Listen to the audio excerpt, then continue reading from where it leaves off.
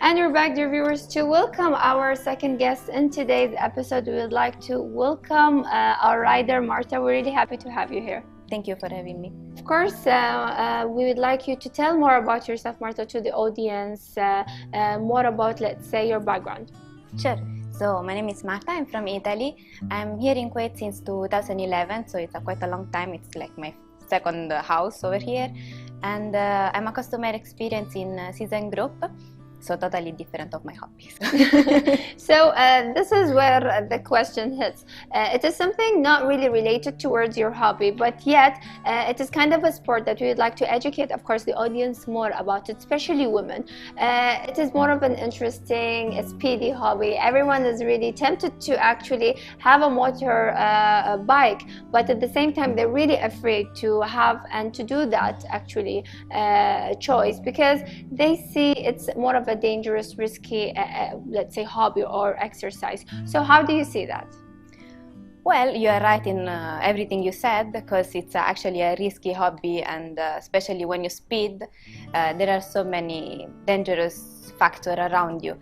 But it's, for me, in my case, it all depends like how you grow up in it.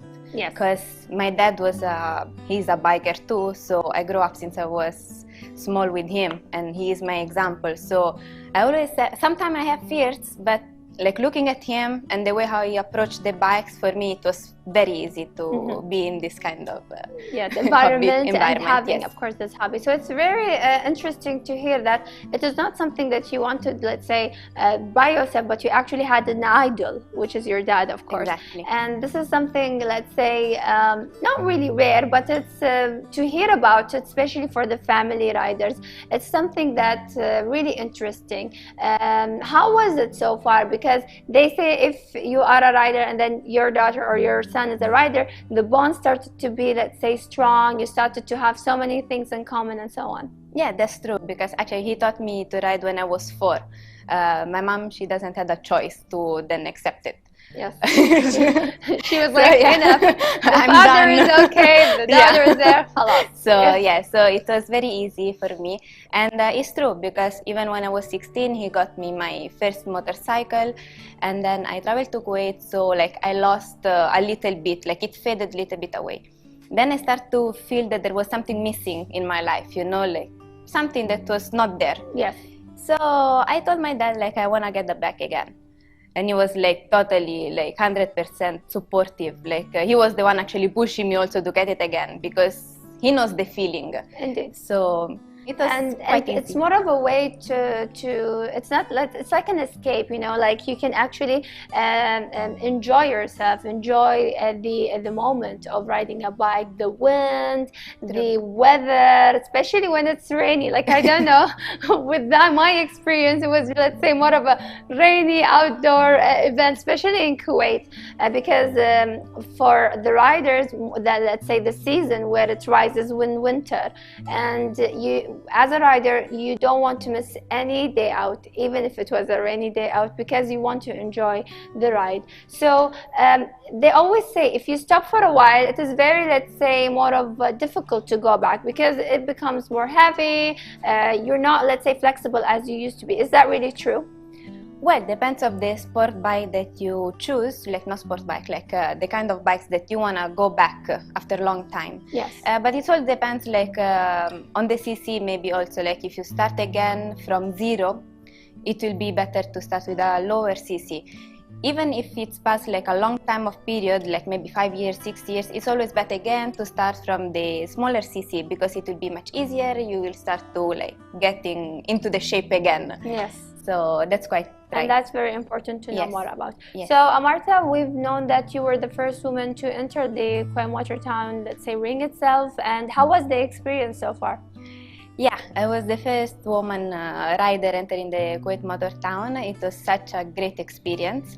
Scary, very scary, but it's something that I always wanted to do. So, like, even if there was like kind of pressure, because you know everybody's looking at you like, oh, what she's doing, she's really going to the track or just taking pictures, but I had a lot of people around me supporting my dream, so it came like quite of easy time. Yes, and it's very nice to hear about it, especially that you're, let's say, accomplishing one of your dreams.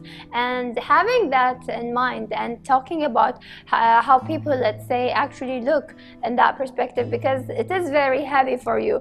I want to practice my hobby, I want to reach to my dreams, but still there are an audience who are, let's say, evaluating me, even when I'm riding my bike. Though you have the experience for a long time, mashallah, like as you just said, from 4 years, and you had the first bike when you were 16, but yet even with that experience, you get to see people are testing you and trying to always, let's say, evaluate what is she doing, how is she riding.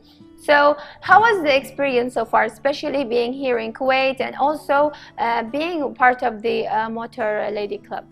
Yeah, actually being part of the Motor Lady Club, it's such an amazing thing for me, because you know, you see other ladies, other women that they love your same hobby that you do, so they will never put you down. They are always there to support you, like against others that they are always there Indeed, yes. little bit hesitating on that kind of hobby, because it's dangerous, and some of them they said it's not for a lady. But even though there are so many people actually that support that.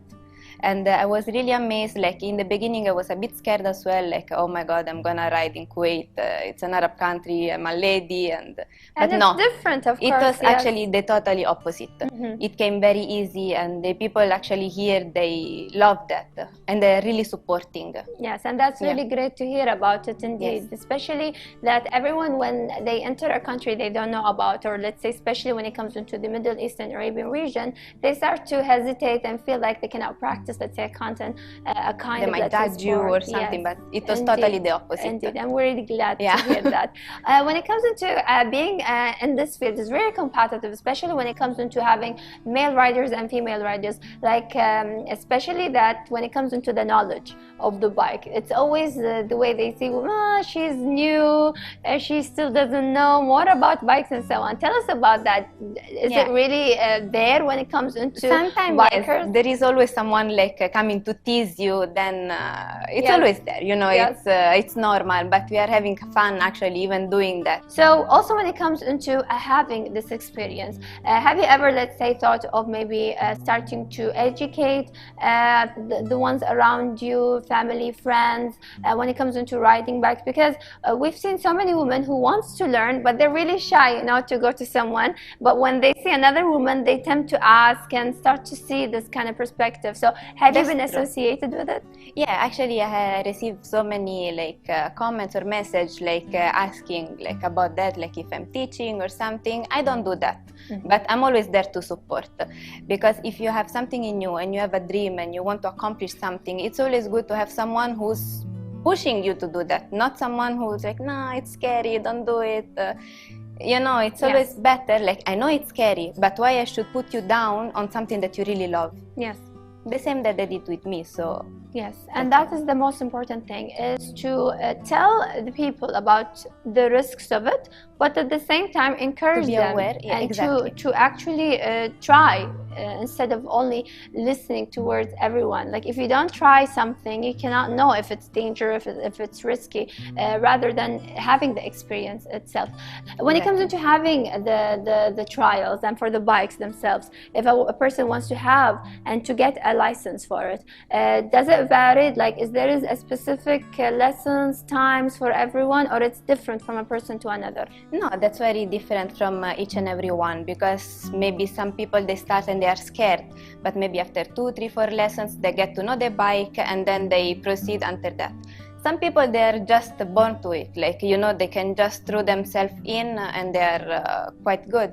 Some others, they never ride a bike before, but they are not scared, so there is something pushing them to really want that, so it will be much easier. So it depends on each and every person, they have their own so it depends on the persons themselves. So and it's fine, even the license is not really different than the vehicle, the one for the car. Even for the expiration and for the time limit, it's open for the validation. It's not it's not something that ends every... It's like a car, yes. Yes.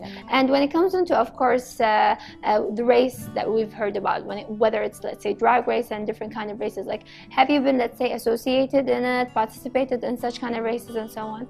No, I actually do that only for fun, but why not? It's always good to improve, and you know, when you're competing with others, you always want to push more yourself. So indeed, I'll work on it. Yes, and when it comes into aside the bikes, there are kind of things that Marta like to do, let's say in the leisure time, free time, specific, let's say, things you like to enjoy. Yeah, actually I spend time with my family, with my fiance and my dogs. Well, thank you very much, Marta, so for your time. It was really a pleasure having you here, and wish you all the best and success. Same for you. Thank you so much. Thank you. And that was our interview, dear guests. Hopefully you enjoyed watching us.